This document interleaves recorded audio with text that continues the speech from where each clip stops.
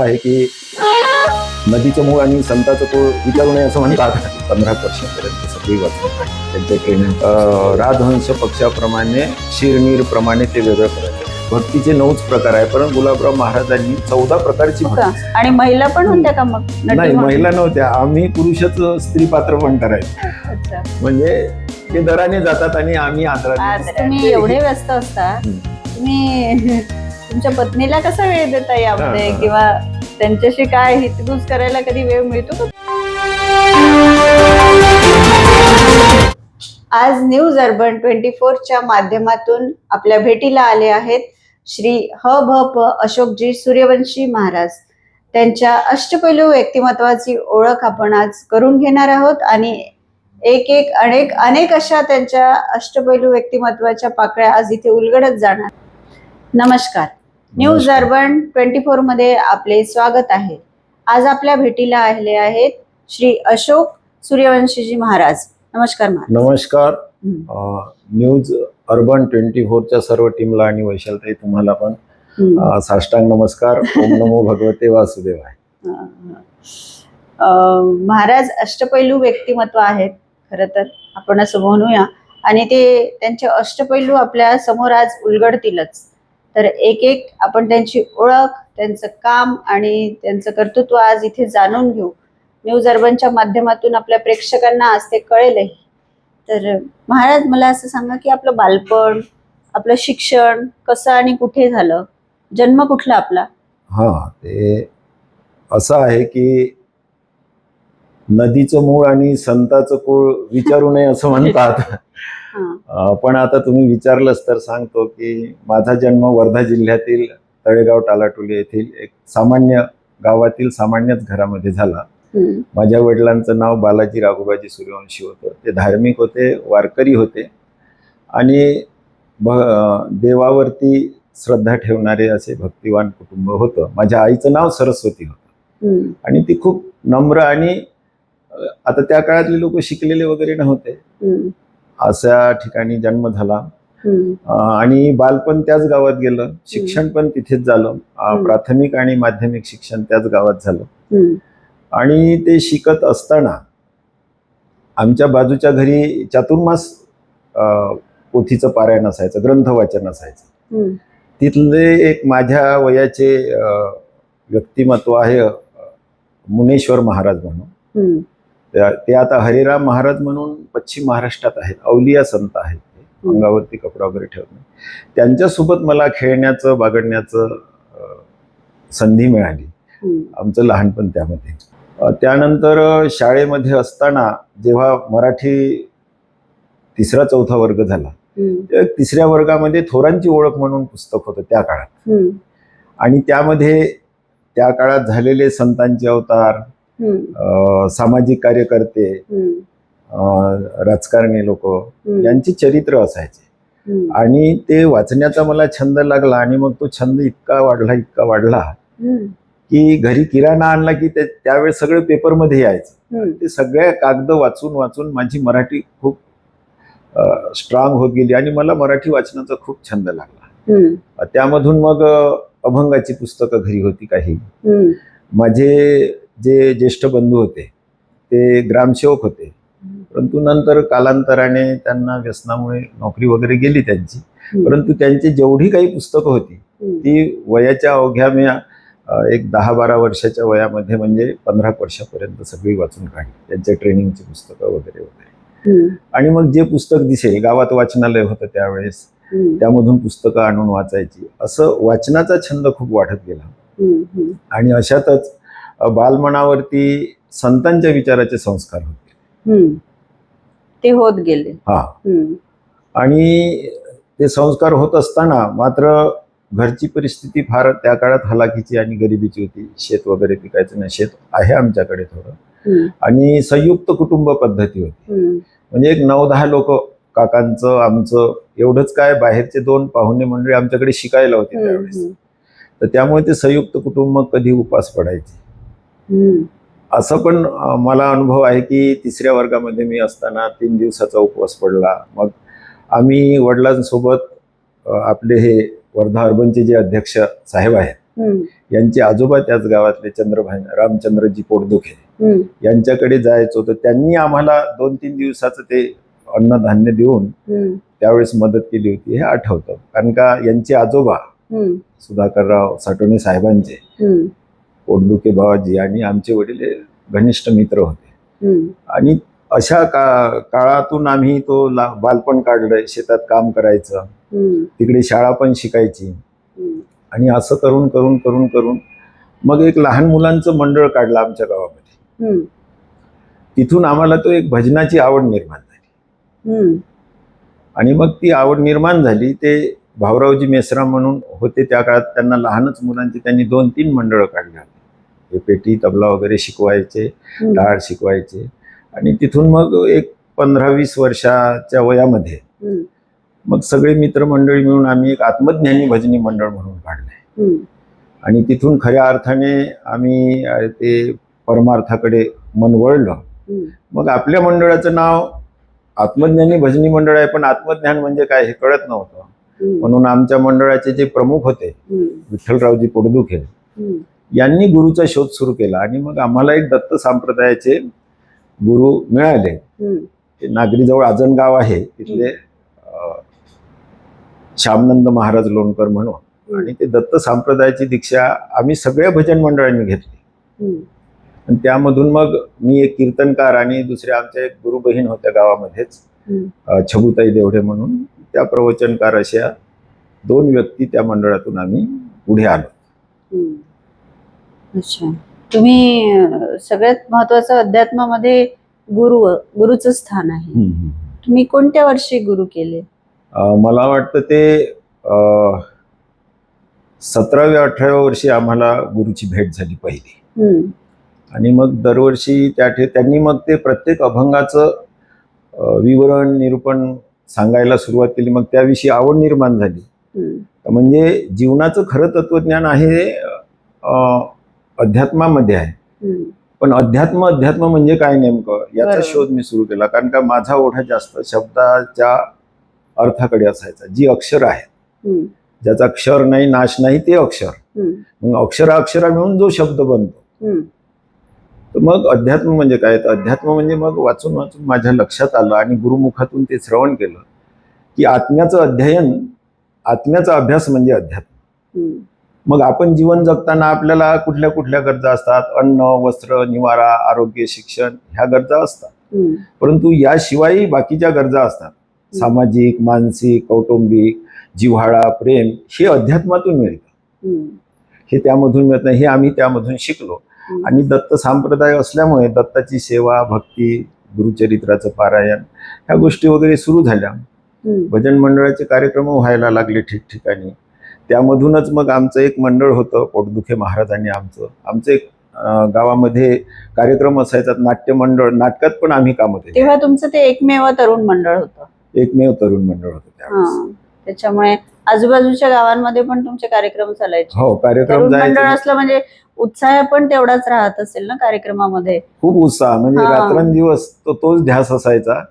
नवीन नवीन भजन पाठ केले पाहिजे. त्यावेळेस नवीन नवीन म्हणजे गुरुदेव सेवा मंडळाच्या सगळ्या हिंदी सिनेमावरच्या त्यावेळेस चालली होत्या. तुकडोजी महाराजांच्या. तर राष्ट्रसंतांची जी भजनं होती ती पण आम्ही वारकरी असून म्हणत होतो. आणि त्याच्यामुळे त्याचा ओढा वाढला. आणि त्यामधून तो भक्तीचा खरा मार्ग फुलत गेला.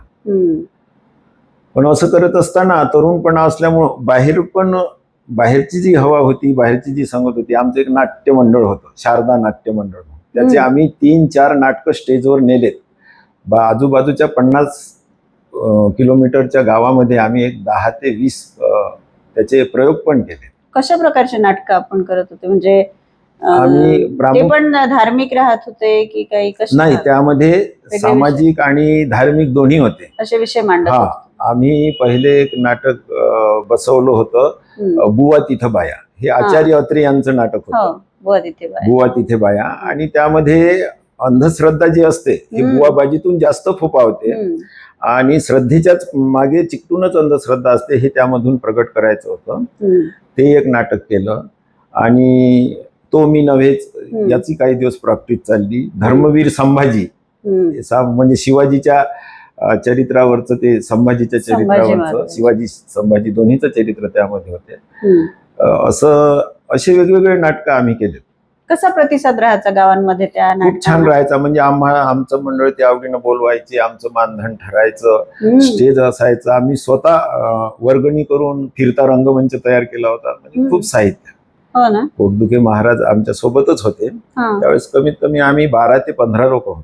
अरे वा. जवळपास 6-7 वर्ष ते काम केलं आम्ही. हो का? आणि महिला पण होत्या का मग नटी नाही, म्हणून? महिला नव्हत्या. आम्ही पुरुषच स्त्री पात्र पण करायचो. हो का? हो. अरे वा, उत्तम. त्या रंगल्या रात्री अशा म्हणून एक नाटक होतं, त्यामध्ये स्त्री पात्र पण मी त्यावेळेस केलं. हा. हो. अगदी तरुण होतो मी, 18 ते 20 वर्षाचा त्यावेळेस. हा. आणि खूप त्यावेळेस असा आनंद वाटायचा की जे पुण्या मुंबईला मोठ्या थिएटरमध्ये होते हम्म. ते गावातल्या लोकांना पाहायला मिळत नाही. हम्म. मग आपण दुर्गादेवी, गणपती या उत्सवामध्ये हा. त्यांना ते मनोरंजन देऊ शकतो, हा उद्देश होता. निखळ स्वभावाचा होता. त्यामधून काही पैशाची प्राप्ती व्हावं असं काही नव्हतं. पूर्वी मनोरंजनाचे साधनं पण कमी असल्यामुळे तुम्हाला म्हणजे त्याला चांगला प्रतिसाद मिळाला नाटकांना खूप तुमच्या. प्रतिसाद मिळायचा. कारण की बारमाहीतून मनोरंजन त्याच वेळेस व्हायचं, जेव्हा उत्सव असायचे. हा. गणपती असायचा, दुर्गादेवी असायची, अच्छा. यात्रा असायच्या गावाच्या. तर बऱ्याच गावामध्ये आम्ही त्यांचे प्रयोग पण केले. हो का? हा. तुमच्या उपजीविकेचं साधन तुम्ही मग यातून कसं निर्माण केलं? हेच तुमचं साधन होतं की तुम्ही मग शेतीकडे पण लक्ष दिलं? काय, कसं निर्माण झालं तुमचं व्यक्तिमत्व हळूहळू? हा, ते उपजीविका म्हणून हे साधनच नव्हतं. हा. हे छंद म्हणून होतं. अच्छा. उपजीविकेचं साधन म्हणजे घरी शेती होती आणि आम्ही बलुतेदार मध्ये येत असल्यामुळे स्वधंदा होता. वडिलांची, काकांची एकत्रित कुटुंब पद्धती होती आणि ते दोन्ही काम करायचे, तेच आम्ही पण शिकलो. आणि मग त्यामध्ये तो व्यवसाय म्हणून तोही पण करत होतो आम्ही, आणि शेतातली पण कामं करत होतो. आणि शेजारी पाजारी खाली असलं तर शाळेला सुट्टी असली तर कामाला पण जायचं. आमच्या शेजारी एक दामोदरराव यंगडे म्हणून स्वातंत्र्य सेनानी होते. त्यांच्या शेतामध्ये, वाडीमध्ये मी पाणी ओलायला सुद्धा जायचं. आणि त्यांच्या कशासाठी जायचं, त्यांच्याकडे मासिकं खूप यायचे. ते मासिकं मला वाचायला द्यायचे त्यामधून. तसंच आमच्या घराच्या समोर एक विनायकराव देशपांडेजी म्हणून होते, आणि ते ग्रंथ वाचायला द्यायचे मला. दासबोध किंवा योग वशिष्ठ असे त्यांच्याकडे खूप मोठे मोठे ग्रंथ असायचे. मंदिर होतं त्यांच्याकडे. वाचनात तुमचा ओढा अध्यात्माकडे अधिक होता की इतरही वाचनात, समाजकारण, राजकारण यातही आवड होती तुम्हाला? हा, तरुणपणामध्ये मनोरंजनाचे पुस्तकं वाचण्याचा छंद होता. परंतु नंतर नंतर असं लक्षात आलं का यापेक्षा आध्यात्मिक जे ग्रंथ आहे, पुस्तक आहे, आणि भजनाची आवड असल्यामुळं भजन पाठ करण्याच्या उद्देशानं मग भजनाच्या सोबत काही ग्रंथ असायचे. मग त्यामध्ये शोधत गेलं. शोध करता करता, वाचन वाढता वाढता असं लक्षात आलं की भारतीय जीवन पद्धती जी आहे, भारतीय जीवन पद्धतीतून जर आपल्याला मोक्ष मिळवायचा असेल, मुक्तीच्या मार्गाकडे जायचं असेल, तर त्याला प्रस्थानत्रय लागलाय प्रत्येक मानवाला. तर भारतीय संस्कार, संस्कृती याचं प्रस्थानत्रय आहे. म्हणजे जीवाचं इथून प्रस्थान करून त्याला शिवत्वाकडे पाठवण्यासाठी 4 वेद, 6 शास्त्र, 18 पुराण. पण एवढे वाचायला वेळच नाही कुठल्याच मानवाला, आणि ते कळायला पण कठीण आहे. म्हणून मग काय असलं पाहिजे, म्हणून मग आमचा दत्त संप्रदायामधून माझ्या वाचण्याचा ओढा वारकरी साहित्याकडे गेला. वारकरी साहित्यात दुसरं प्रस्थानत्रय सापडलं मला. त्याच्यामध्ये सापडलं की ज्ञानेश्वरी, एकनाथी भागवत आणि तुकारामाची गाथा. तर मग या 3 ग्रंथाचं वाचन आम्ही सुरू केलं. जिथं जिथं सप्ताह व्हायचे तिथं आम्ही जायला लागलो.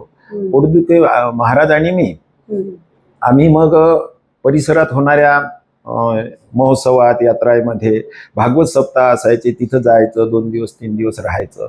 मग आम्हाला वाटायला लागलं की दत्त संप्रदायानं आपलं काही पूर्ण समाधान झालं नाही, आपण वारकरी झालं पाहिजे. कारण का आमच्या दत्त संप्रदायात पहिले माळेची पद्धत वगैरे नव्हती, आता झाली आहे सुरू. म्हणून मग आम्ही वारकरी मधील गुरु शोधाच्या मार्गात लागलो दोन्ही. आणि मला ते माझ्या सासूरवाडीला, इकडे जनकेश्वर म्हणून प्रसिद्ध ठिकाण आहे कापशीकडे, तिथे आम्हाला एक खानदेशचे महान विभूती हरिभक्तपरायण वेदांताचार्य विद्यावाचस्पती, ज्यांची 5 विद्येवर पकड होती. कुठल्या त्या विद्या? म्हणजे 5 भाषेवर पकड होती. ते शुद्ध संस्कृत म्हणजे ज्ञानेश्वरी 9 वाजता सांगायचे, म्हणजे पान उघडायचं कामच नाही. बापरे. आणि त्यासोबत मराठी, त्याच्यासोबत हिंदी, त्याच्यासोबत इंग्रजी, कारण का ते सर्व्हिसवर राहिले होते असं सांगायचे. आणि त्याच्यासोबत गुजराती पण यायचे, कारण का ते गुजरातच्या काठचे खानदेशचे होते, खिरोद्याचे. राज्यमंत्री मधुकरराव चौधरी यांचे ते आतेभाऊ होते, रमेश पंत चौधरी महाराज. आजन्म ब्रह्मचारी होते. आणि मग त्यांचा उपदेश घेण्यासाठी आम्ही खूप प्रयत्न केला, तरी त्यांनी 4 वर्ष लावले. 4 वर्ष त्यांनी असंच शिकवलं आम्हाला. त्यांचे जिथं जिथं सप्ते असायचे तिथं तिथं आपण जायचं आणि त्यांचं ते श्रवण करायचं. त्यांचा जिथे मुक्काम असला तिथे वही पेन घेऊन बसायचं. आणि ते रात्री 1 तासाच्या वर झोपायचे नाही. 12 ते 1, 2 जास्तीत जास्त. 12 साडेबारा वाजता पुन्हा 2 वाजतापासून जागेचं. ते निस्सीम आयुर्वेदाचार्य होते, कडक वारकरी होते, आळंदीला राहिलेले. आणि त्यांचा सहवास बरेच दिवस आम्ही जसं जसं जमेल, म्हणजे एकदमच त्यांच्यासोबत नव्हतो. ते इकडे प्रपंच पण आणि परमार्थ दोन्ही साधवत जसा जसा वेळ मिळेल त्याप्रमाणे आम्ही गेलो. आणि त्यांच्याकडून माळ घालून घेतली आम्ही 4 वर्षांनी. आणि त्यांचे खऱ्या अर्थाने आम्ही शिष्य झालो. महाराज, तुम्ही आता सांगितलं की तुम्ही विविध पद्धतीचं वाचन पण केलं आहे आणि विविध ठिकाणी कीर्तनांचे कार्यक्रम, भजनी मंडळ किंवा नाटकं या माध्यमातून तुम्ही लोकांशी प्रत्यक्षपणे समोर गेले आहेत. तर तुम्हाला श्रद्धा आणि अंधश्रद्धेमध्ये जर विभाजन करायचं असेल तर तुम्ही कसं कराल? लोकांना काय म्हणून सांगा? गावात हा प्रकार जास्त असतो असं तुमच्याही लक्षात आलं असेल. तर तुम्ही एक अभ्यासक म्हणून म्हणा किंवा तुमचं एक वाचन चांगलं असल्यामुळे तुम्हाला काय तुम्ही त्यांना मार्गदर्शन करायचे असेल तुमच्या भाषणातून म्हणा किंवा काही भजनातून? म्हणजे संतांच्या साहित्यात पण त्यांचे उल्लेख सापडतात की तुम्हाला भक्ती करायची आहे, अध्यात्मामध्ये परमार्थाची वाटचाल करायची आहे, तर तुम्हाला श्रद्धावान व्हावंच लागेल. श्रद्धावान लब्धते नरम, म्हणजे मानवाला श्रद्धेशिवाय कोणतेही फळ मिळत नाही. परंतु श्रद्धेला चिकटूनच अंधश्रद्धा असते, कारण का त्याच्यासोबत काही असे भाग असतात की ते अंधश्रद्धेत मोडतात. ते मात्र राजहंस पक्षाप्रमाणे, क्षीरनीर प्रमाणे ते वेगळं करायचं. राजहंस पक्षी कसा असतो की त्याचं ज्ञानेश्वरीत ओवी आहे, चोचीचेनी सांडसे दुग्ध पाणी राजहंसे, म्हणजे पाणी आणि दूध तो पक्षी दोन्ही अलग. तर त्याप्रमाणे आपण कुठेही जा, तुम्ही मंदिरात जा, तिथे तुम्हाला श्रद्धा पण दिसेल, अंधश्रद्धा पण दिसेल. मग ते लोकांच्या लक्षात आणून देता आलं पाहिजे. मग त्यासाठी गाडगे बाबांची कीर्तनं, त्यांच्या पुस्तकांचा अभ्यास, राष्ट्रसंतांची ग्रामगीता, त्यांच्या पुस्तकांचा, भजनांचा अभ्यास करून मग आपल्या कीर्तनातून ते मांडायचे की आपण अंधश्रद्धाळू अंधतेनं भक्ती करायची नाही, तर डोळसपणे भक्ती करायची. आणि भक्ती ही सोपी आहे आणि कठीणही आहे, पण आपण सोप्या सोप्या मार्गाने जायचं. आपल्या विदर्भामध्ये माधानला एक गुलाबराव महाराज झाले. आता सगळीकडे सगळ्यांना माहिती आहे की भक्तीचे 9च प्रकार आहे, परंतु गुलाबराव महाराजांनी 14 प्रकारची भक्ती सांगितली. वेगवेगळ्या प्रकारची भक्ती आहे. तो आपण जे कर्म करतो ते सुद्धा भक्तीत परावर्तित करता येते असं त्यांनी सांगितलं. तर त्यामधून अंधश्रद्धेत जर आपण गेलो तर आपली अवनती होते, आपली फजिती होते जीवनामध्ये, आपण रस्ता भरकटतो. पण ते श्रद्धेनं जर केलं तर आपण ईश्वरापर्यंत पोहोचू शकतो. तुम्ही वारीला दरवर्षी जाता का? वारीला दरवर्षी पायदळ जाणं होत नाही. काही वर्ष मी पायदळ पण चाललो, 1-2-3 वर्ष काही अंतर. परंतु कामाचा व्यासंग एवढा असल्यामुळं पायदळ जाणं होत नाही. परंतु डायरेक्ट आपण वाहनानं वगैरे. दर्शन मात्र कधी चुकलं नाही? दर्शन कधी चुकलं नाही. जेव्हापासून वारकरीत समजायला लागलं त्या वेळेपासून. एखाद्याच वेळेस कोण्या कारणानं मला असं आठवते 1 किंवा 2 वर्ष म्हणजे आषाढी वारी, तर ते मग नंतर 2-3 महिन्यात तरी दर्शन झालं असेल. तर या पद्धतीनं ते वर्षाचं दर्शन ठरलेलंच आहे. आपण पंचायत राजच्या मार्फतही काही प्रशिक्षण वगैरे घेता, तर त्या संदर्भात काही माहिती सांगाल का मला? आता मी पंचायत राजचा राज्यस्तराचा प्रशिक्षकच आहे, त्याला ट्रेनर म्हणून म्हणूया आपण. तर त्याचं असं आहे की पंचायत राजच्या, पंचायत विकासाच्या ज्या काही स्टेट गव्हर्नमेंटच्या योजना असतात त्यांचं पहिले आम्हाला ट्रेनिंग दिल्या जाते. ते संस्था आहे यशवंतराव चव्हाण विकास प्रशासन प्रबोधिनी, बानेर रोड, पुणे. यशदाला म्हणतो. आणि यशदाला आमची टीओटी झाली की मग तो प्रोग्राम जिल्हा परिषदला किंवा पंचायत समितीला येतो. मग आम्हाला त्याचं बोलावणं असते, त्याप्रमाणे प्रोग्राम असतो तो. मग गाव पातळीवर ज्या ज्या विकासाच्या योजना आहेत ते प्रशिक्षण आम्ही नेहमी देत असतो. गेली 40-45 वर्ष झाले मी यशदाचा प्रशिक्षक आहे. हो. आणि त्या अनुषंगाने पंचायत राजचा आहे, गाव कसा चालवायचा आहे, गावाच्या विकासाच्या योजना काय, ग्रामपंचायतचं दप्तर कसं आहे, अतिक्रमण कसं हटवायचं, गावामध्ये व्यसनमुक्त कसं करायचं, गाव स्वच्छ कसा करायचा. म्हणजे खऱ्या अर्थानं गावाची जी बॉडी आहे ते कोणी राजे नसून ते गावाचे सेवक आहे हे त्यांच्यात उतरवायचं, त्यांच्यात कर्तव्याची जाणीव करून द्यायची, त्यांचं दप्तर त्यांना समजून द्यायचं. अशा प्रकारचं ते काम आहे. तर जसं गावाचं आहे, गावाच्या बॉडीचं ट्रेनिंग आहे, गाव पातळीवरच्या कर्मचाऱ्यांचे पण प्रशिक्षण आमच्याकडे असतात. आशाताई, अंगणवाडीताई, जलसुरक्षक, त्याच्यानंतर शिपाई आणि ग्रामपंचायतचे सदस्य, सरपंच, तसंच पंचायत समितीचे सुद्धा आहे. म्हणजे ब्लॉक लेवलला BPDP म्हणतात, ब्लॉक पंचायत डेव्हलपमेंट प्लॅन, गाव लेवलला GPDP म्हणतात, ग्रामपंचायत डेव्हलपमेंट प्लॅन, आणि डिस्ट्रिक्ट लेवलला DPDP म्हणतात. 14व्या 15व्या वित्त आयोगाचा त्याचा निधी येत असतो दरडोई, प्रत्येक त्या गावाच्या लोकसंख्येप्रमाणे. ग्रामपंचायतला येतो, पंचायत समितीला येतो, जिल्हा परिषदला. हे तिन्ही प्लॅन आम्ही त्या ठिकाणी प्रशिक्षण देऊन दरवर्षी ते प्रशिक्षण देऊन त्यांना पुढचं जे काय असतं त्याचं ज्ञान देत असतो आणि त्याप्रमाणे ते प्लॅन बनत असतात आणि त्यानुसार चालते. या व्यतिरिक्त प्रायव्हेट जे NGO असतात, स्वयंसेवी संस्था, यांना जे प्रोग्राम मिळतात, जल जीवन मिशन आहे, महिला सक्षमीकरण आहे. आता 193 देशांनी ते शाश्वत विकास ध्येय, मिलेनियम डेव्हलपमेंट गोल्स स्वीकारले. त्यामध्ये आपला भारत पण आहे. तर ते 17 गोल्स आहेत, 193 देशामध्ये राबवल्या जात आहे का 2016 ते 2030 पर्यंत त्याचं अवधी आहे. ते 17 गोल्स अचीव्ह करायचे आहे. तर त्याची टाइम लिमिट दिलेली आहे. टाइम लिमिट आता 26 सुरू आहे, त्याला 15वा वित्त आयोग जोडलेला आहे. महाराष्ट्र गव्हर्नमेंटनी त्या 17 गोलचे 9 थीम केलेले आहे. म्हणजे गरिबी मुक्त व उपजीविका वृद्धीस गाव, बालस्नेही गाव, व्यसन महिला स्नेही गाव, सुशासन युक्त गाव, पायाभूत सुविधा असलेलं गाव, स्वच्छ व हरित गाव, जलसंवर्धित गाव. तर या थीम वरती आम्ही ट्रेनिंग देत असतो.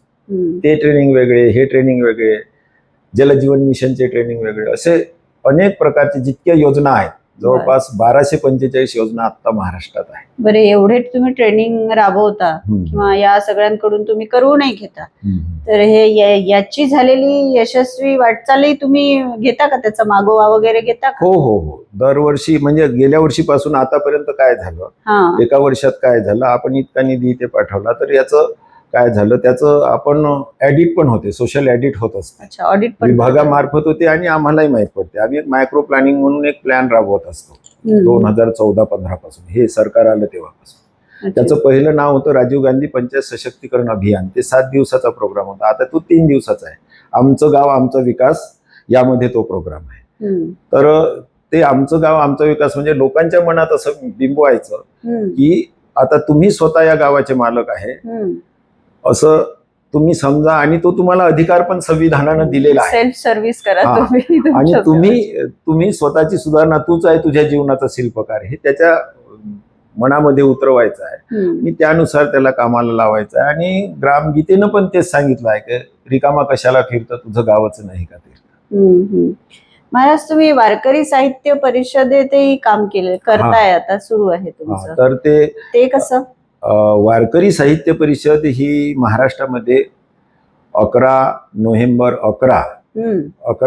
2011 स्थापन झाली. त्यांचे विठ्ठल पाटील म्हणून सांगलीचे मुख्य राज्य अध्यक्ष आहेत आणि त्यांची पत्नी मालुताई ह्या उपाध्यक्ष होत्या. त्या गेल्या वर्षी वारल्या, त्यांच्या सुनबाई आहेत. तर सगळ्या जिल्ह्यामध्ये ती संघटना आहे. आपल्या जिल्ह्यामध्ये 2016 मध्ये ते आलंय आणि मी आता त्या वर्धा जिल्ह्याचा अध्यक्ष आहे तेव्हापासून, 16 पासून. तर त्यांचं पहिल्या वेळेस होतं की प्रत्येक गावामध्ये हरिपाठ मंडळ निर्माण व्हावं. म्हणजे संतांच्या साहित्याशिवाय मानवी जीवनाला समाधान, स्थैर्य, मनशांती नाही. तर या अनुषंगाने संतांच्या साहित्याचा प्रचार आणि प्रसार व्हावं हा उद्देश घेऊन त्यांनी स्थापन केलं. प्रत्येक जिल्ह्यात अध्यक्ष ठेवले. मग आमच्याकडे आदेश आले की प्रत्येक तालुक्याला उपाध्यक्ष ठेवा. मग माझ्याजवळ 8ही तालुक्याला उपाध्यक्ष आहे. जसे उपाध्यक्ष घोडे महाराज आहेत आणि वर्धा तालुका अध्यक्ष पण ते आहेत. वारवीला संघपाल महाराज आहेत. गंडाईत महाराज हिंगणघाटला आहेत. प्रत्येक तालुक्यामध्ये याप्रमाणे हरिभक्तपरायण महाकळकार महाराज शेलू तालुक्याला आहे. जसं आमचं एक कॅडर आहे तसं महिलांचं पण कॅडर आहे. सरोज राजकुवर म्हणून पुलगावच्या जिल्हाध्यक्ष आहेत आणि त्यांच्या 8ही तालुक्याला महिला अध्यक्ष आहेत. त्यामधून आम्ही महिला हरिपाठ मंडळांची स्थापना करतो. तर सगळ्यात चांगलं काम अर्चना चाफले म्हणून आर्वीच्या आहे. त्यांनी आतापर्यंत 110 मंडळाची स्थापना त्यांच्या तालुक्यात केलेली आहे. आम्ही जवळपास जिल्ह्यामधून एक 300 ते 350 मंडळांची नोंदणी केली आहे हरिपाठ मंडळाची. त्या गावामध्ये हरिपाठ सुरू झालेले आहे, महिलांचे हरिपाठ. आता नियमितपणे चालतात, नियमितपणे 12ही महिने. मग तसं तर नियम आमचा 20 ते 30 महिलांचा आहे, पण 4 महिला 5 महिलापासून 10, 12, 15 महिलापर्यंत प्रत्येक गावामध्ये हरिपाठ म्हणजे आम्ही जिथं नोंदणी केलेली आणि त्यांचं आता नोंदणी करून पुढे 2-3 महिन्यांनी त्यांचं भव्य स्पर्धा पूर्ण महाराष्ट्राच्या जिल्ह्यामध्ये एकाच वेळेस घेण्याचं आयोजन पण चाललेलं आहे. अच्छा, असं मानस आहे तो. हा, मानस आहे. त्यामधून खूप सारे उपक्रम राबवले आहेत. पंचायत राजच्या माध्यमातून तर तुम्ही कामं केलीतच, पण तुमचं समाजकारणातही काही काम आहे, तर ते काय काम आहे तुमचं? हा, तर मॅडम असं आहे ते की समाजाचा मी अगदी ग्रामीण भागातील असल्यामुळे जवळून अभ्यास केलेला आहे.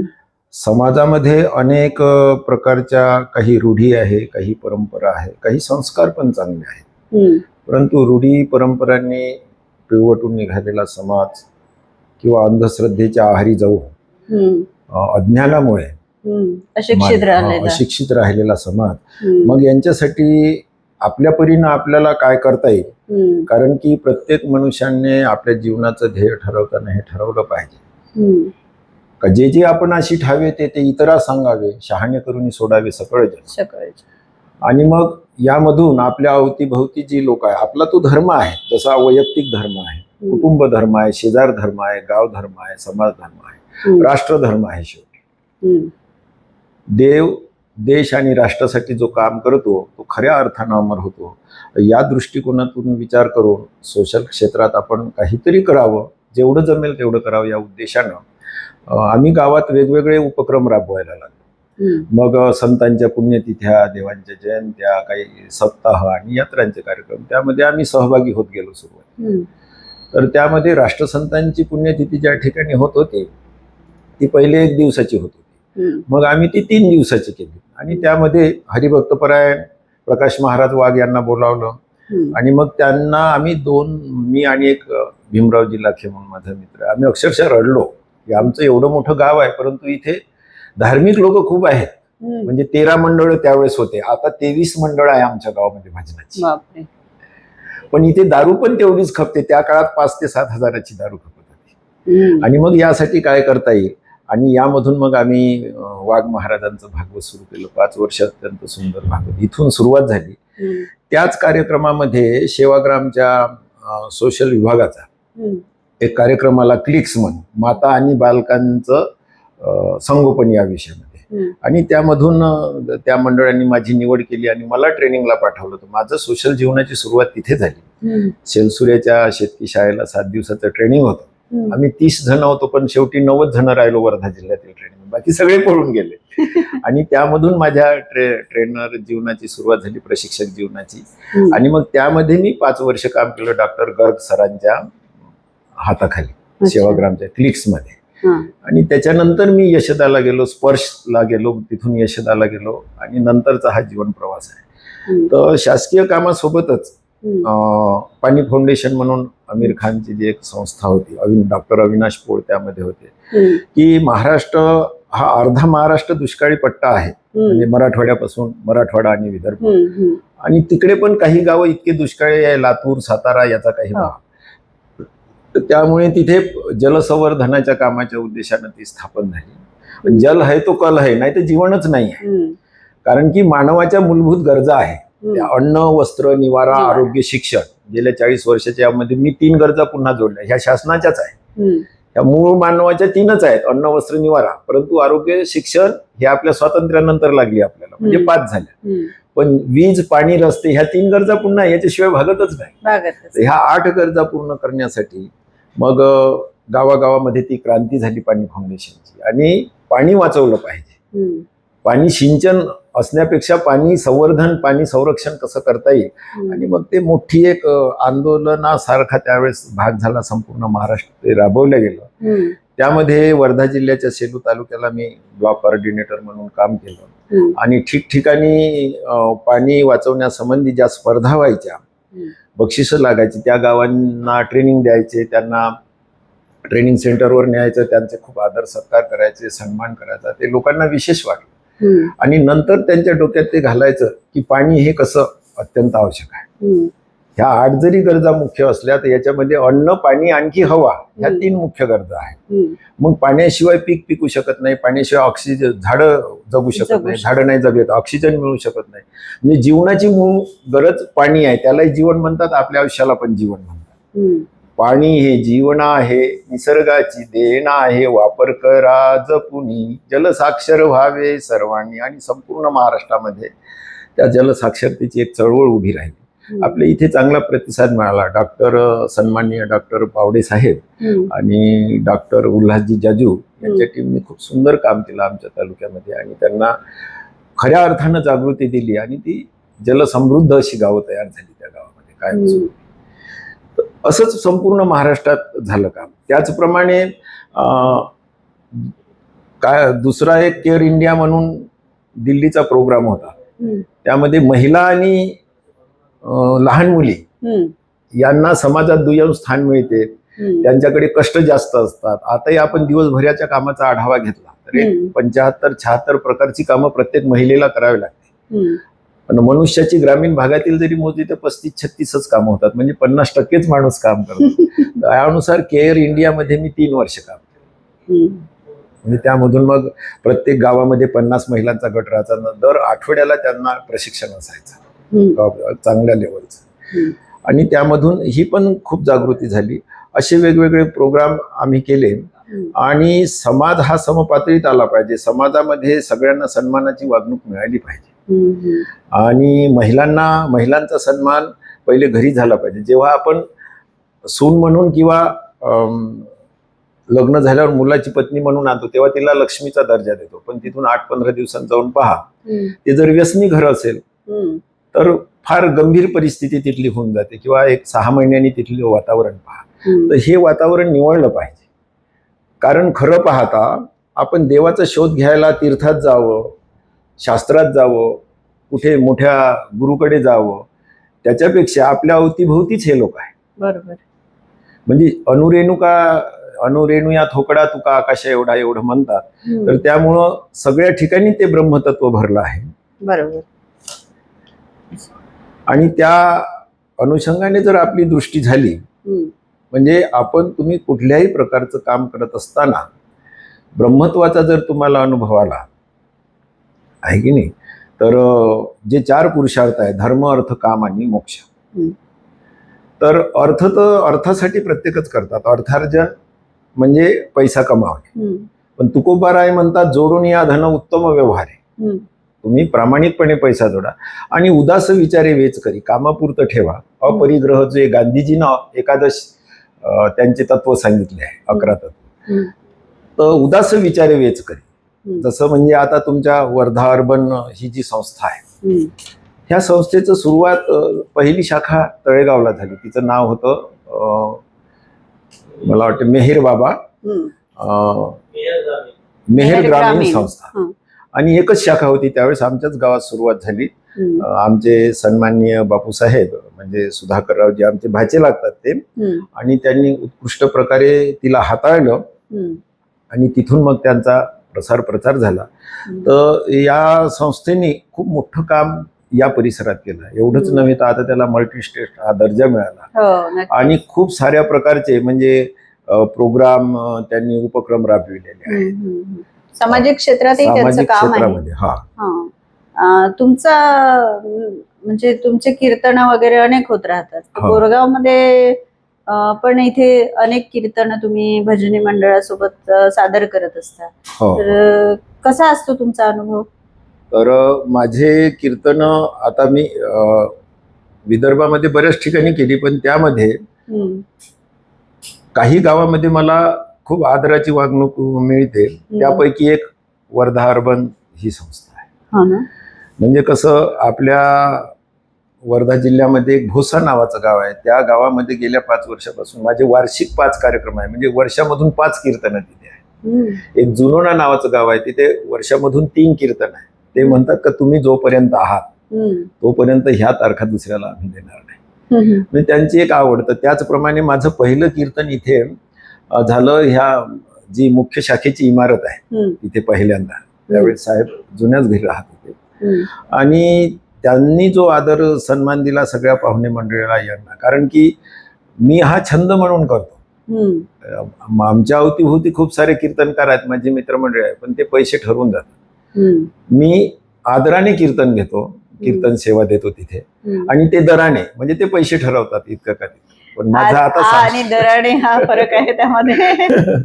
अच्छा. म्हणजे ते दराने जातात आणि आम्ही आदराने. ते हे लोक फार कमी आहेत, कारण का आपला उपजीविकेचा आणि व्यवसाय, कारण का समृद्ध कुटुंब आहे आमच्याकडे, आदर्श कुटुंब आहे. मुलं दोन्ही निर्व्यसनी आहेत, नोकरीवर आहेत सगळ्या. सोनबाई सुद्धा नोकरीवर आहे, जाऊही मुलगी नोकरीवर आहे. म्हणजे इतक्या गरिबीतून आम्ही वर आलो आणि इतक्यापर्यंत पोहोचलो.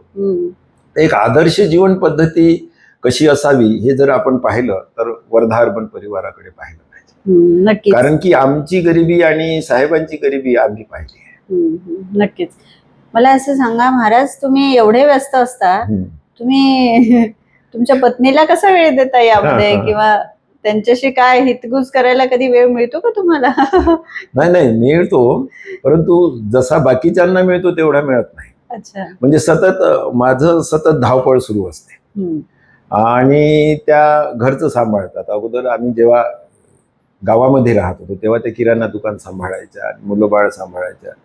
मुलावरती त्यांच्या संस्कारामुळे मुलं आमचे खूप गरिबीतून शिकून पुढे आलेले आहेत. माझा मोठा मुलगा इथे नवोदयला लेक्चरर आहे, 11वी 12वीला बायोलॉजी शिकवतात. लहान मुलगा सोशल वर्कर भंडारा जिल्ह्याला मेन ऑफिसर आहे, आणि लहान सुनबाई एम्स दवाखान्याला आहे, आणि मोठ्या सुनबाई पण MSc आहे. जावई मुलगी दोन्ही हिंगणघाटला आहे, जावई सोशल वर्कर.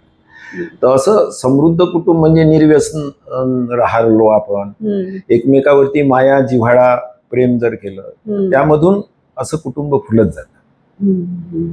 तुमच्या दृष्टिकोनातून आदर्श जीवन पद्धती अशी काय असली पाहिजे, काय वाटतं तुम्हाला? तर सगळ्यात आदर्श जीवन पद्धतीला असा आहे, जो कुटुंब प्रमुख असतो त्याच्याकडे कुटुंबातल्या सगळ्या सदस्यांनी एक देव या दृष्टीनं पाहिलं पाहिजे. पण तो देव स्वरूपाचा असला पाहिजे, तो खरं अर्थानं म्हणजे निर्व्यसनी असला पाहिजे.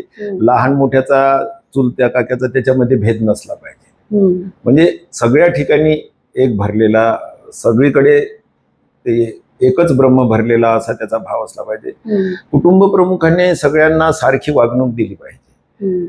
भावाच्या मुलं काय आणि आपली मुलं काय, पत्नी काय आणि बहीण काय, म्हणजे ममत्वाची आणि जिव्हाळ्याची जर दिली, आणि निर्व्यसनी जर जीवन जगलं. कारण का आता जगण्यासाठी काय पाहिजे, तर फक्त अन्न पाहिजे, याच्याशिवाय.